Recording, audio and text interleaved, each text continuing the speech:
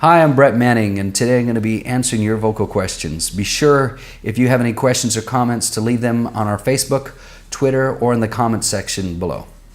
This question has to do with warming up my voice in the morning, and that's a tough one for most people, especially if the night before, what do? Well, the night before, don't eat a lot of spicy food because you can get reflux and you wake up and you'll sound like this. Don't eat late at night either.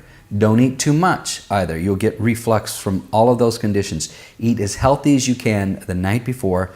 Drink not a ton of water because even that can cause reflux, but sip some water before you go to bed and have some water by your bedside. In the middle of the night, if you wake up and your throat is dry, make sure you keep your voice moist.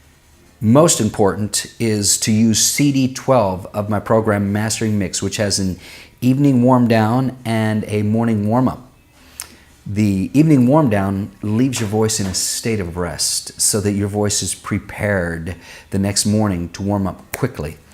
So make sure you do those diligently and you will find your voice ready to go. Our next question is about breath support. People say, how do I know when I have proper breath support? And the problem is there's a million opinions about it, but it's simple. If your sternum is comfortably high, you breathe in, your stomach comes out. You breathe out, your stomach comes in.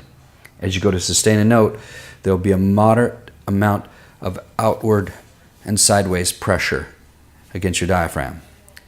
Pavarotti spoke about support a lot. He'd say, huh, huh. It's a downward pressure. So as I go up, I'm either going to feel reachy, strainy, or a low larynx, downward pressure. The larynx goes down and it pushes the pressure of the diaphragmatic wall downwards as well.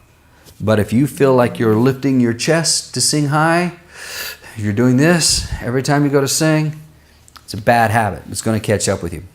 I have to let you know that I have terrible, terrible breathers who are amazing singers. They defy the rules of breathing. And I have wonderful breathers who are not very strong singers. So what's more important is the chord structure coordinating with the flow of air. And this will summons the proper amount of air support. So when I say ba, ba, ba, there's already feel support happening as a result of the exercise.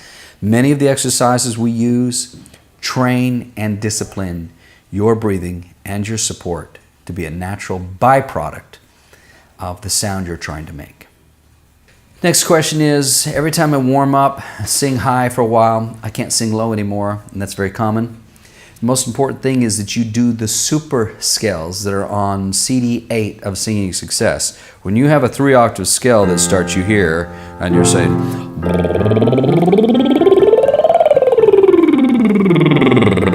you force your voice to adapt, to completely, totally, every time relocate down into those low notes. So if I'm starting here,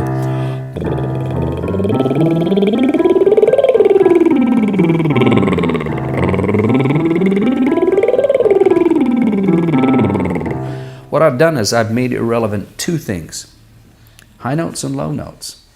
I treat them like they're the same.